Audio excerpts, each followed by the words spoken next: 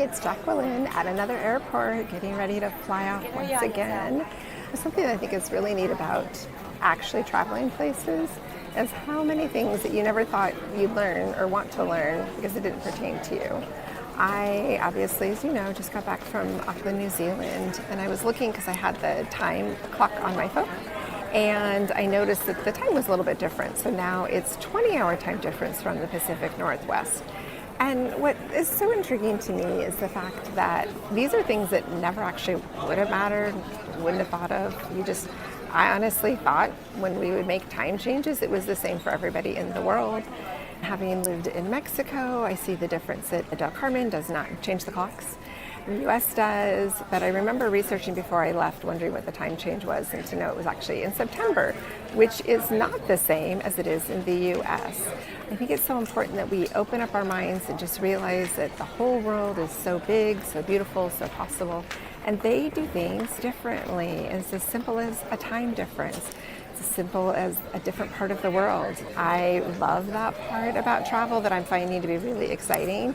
Obviously, when I was in Auckland, I was on the other side of the street driving. It was very bizarre to be a passenger in the car sitting in the front left-hand side, and every time we're turning, I kept feeling like, oh my God, somebody's gonna hit us. This is so weird. When I was with the taxis, it was just really fascinating. And then obviously crossing the street, it's usually right, left, right in the States, but in another country that drives on the other side of the street, it's left, right, left.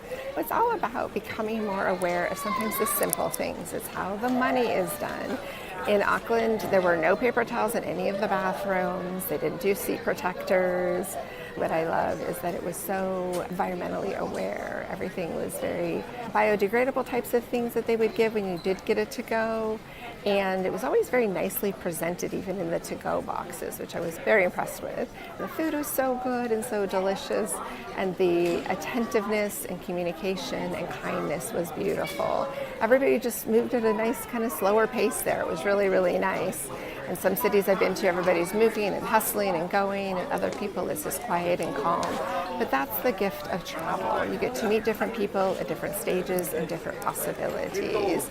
And in all my travels, I continually meet wonderful, amazing people. But they're people that I never, ever, ever would have met if I hadn't gotten out of my space. I remember going out with somebody and they're like, oh, I've never been to America, I've never been to Mexico. And I'm like, that's because I'm here in New Zealand, but if I never went to New Zealand, we'd never meet. It's about showing up and allowing more people to meet you, allowing more people to discover you, and for you to learn about how other countries do things. It's really amazing. It's how the money is done. I never used one piece of cash the whole time I was in Auckland because, their tips are included in their meals. All they want to do is credit cards. Many of them actually said they don't even accept cash. There was no place that actually wanted my cash and didn't even hope I would give cash. So I think that's what's really kind of a cool thing when you start to realize how different that is. So let's make things happen, show up for everything that you want, care about what you want. It's time for me to go forward. It's my gate calling and it's time for me to go, but I'm just so grateful and excited for what's going to be possible and what's next on my next journey.